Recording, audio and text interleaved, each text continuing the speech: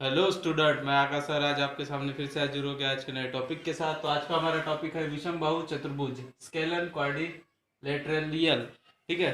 तो विषम बाहु चतुर्भुज क्या होगा? हम पढ़ रहे थे समतल पर बनने वाली आकृतियों का क्षेत्रफल तथा उसका परिमाप ज्ञात करना। ठीक है। तो उसी प्रकार ये समतल पर बनने वाला चतुर्भुज का एक प्रकार है विषम बाहु चतुर्भुज। तो विषम बाहु चतुर्भुज क्या होगा? चार भुजाओं से घिरी, पहले परिभाषा देखेंगे, फिर उसकी आकृति और फिर उसका सूत्र लिखेंगे क्षेत्रफल निकालने का। ठीक है। तो चार चार भुजाओं से घिरी ऐसी आकृति जिसकी सभी भुजाएं क्या होंगी? असमान होंगी, आपस में समान नहीं होंगी, विषम बाहु चतुर्भुज कहलाएगा। ठीक है। तो पहले परिभाषा लिखेंगे, चार भुजाओं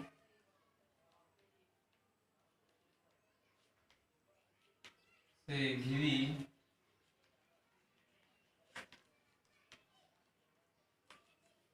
ऐसी आकृति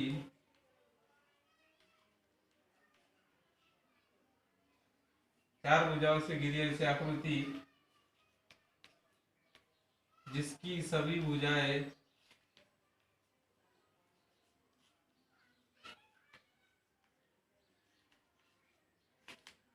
असमान है, मतलब उनकी लंबाई आपस में समान नहीं है, असमान है,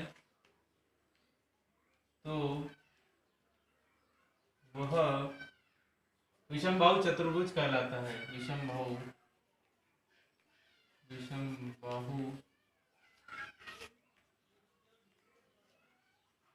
चतुर्भुज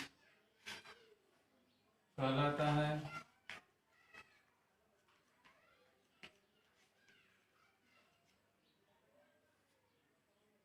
ठीक है। तो अब इसका हम चित्र बनाकर समझाएंगे, चित्र कैसा होगा। ठीक है।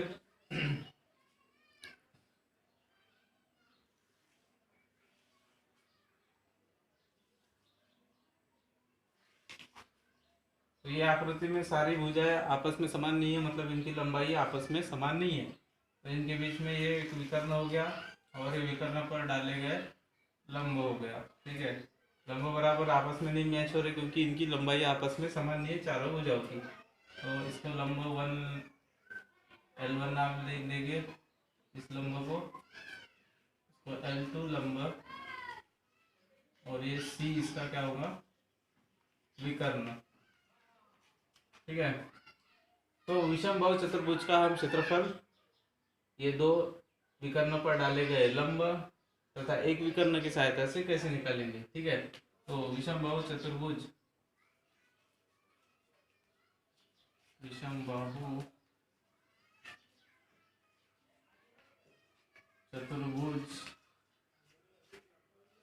का क्षेत्रफल बराबर 1/2 विकर्ण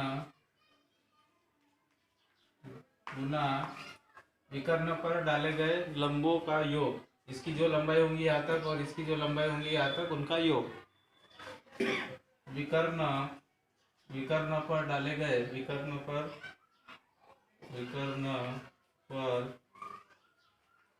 डाले गए लंब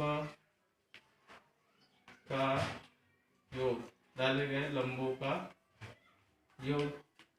विकर्ण पर जो लंब डाले गए हैं L1 और L2, इनका योग।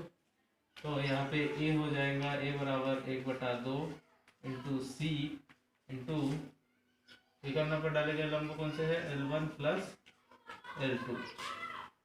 ठीक है। तो हम इस सूत्र में अगर हम मान रख देंगे, अगर ये मान हमें L1 और L2 का मान लंबाई में दिया गया हो या आंकड़ों में दिया गया हो, तो हम इस पे मान रखकर इसको हल कर कर हम इसका क्षेत्रफल निकाल सकते हैं। विकर्ण की जो लंबाई होंगी वो हमें आंकड़ों में दिए जाएंगी, तो हम इसका मान रखकर भी क्षेत्रफल निकाल सकते हैं। ठीक है।